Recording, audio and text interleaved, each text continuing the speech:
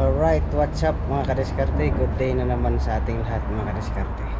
So ngayon mga kadiskarte, meron ako dito nga ginagawang aircon. Nag-diagnose tayo ng aircon dito mga kadiskarte.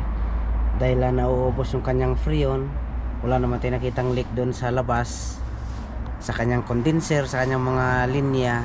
So nag-decide tayo mga kadiskarte na ibaba natin yung kanyang dashboard. So ito ay Grand Cherokee 2020 model mga kadiskarte, 20 or 22. So watch this mga kadiskarte.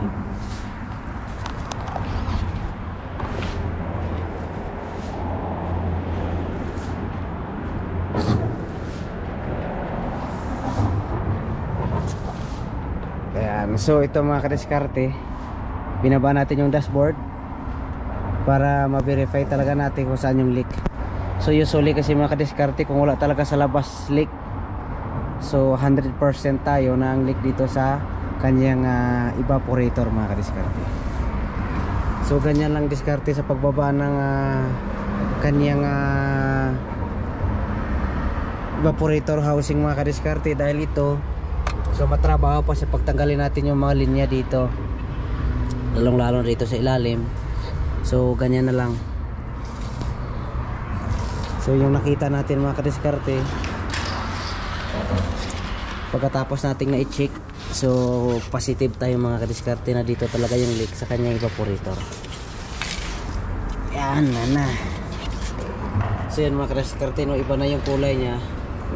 Kung mapapansin nyo yan, leak yan. So hindi, yan ay napakahinang leak lang.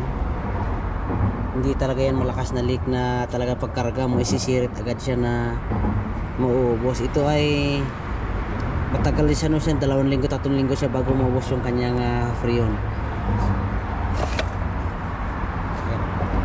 So leak talaga yan.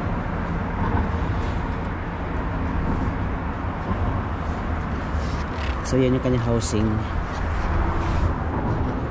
Ito yung kanyang bago.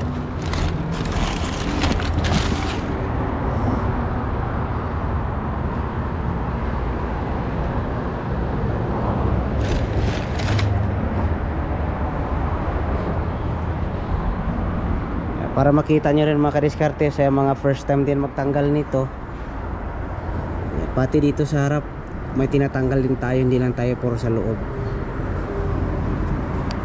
Ayan.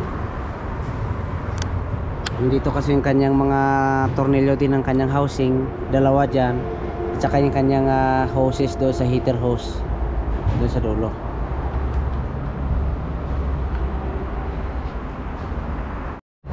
So ito mga kadiskarte, babalik na natin. So nilagay ko na rin yung kanyang bago dito.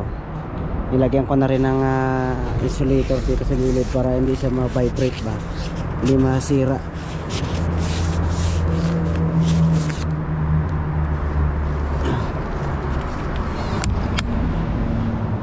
So ibabalik na natin dito.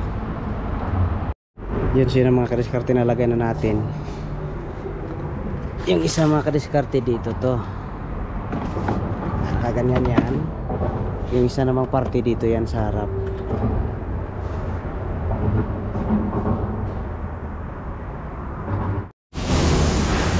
Ayan, so yung mga kadiskarte, nabalikan natin lahat yan, oh. Ayan, isasalpak na lang natin to. Pagsalpak naman ito, pahirapan na naman.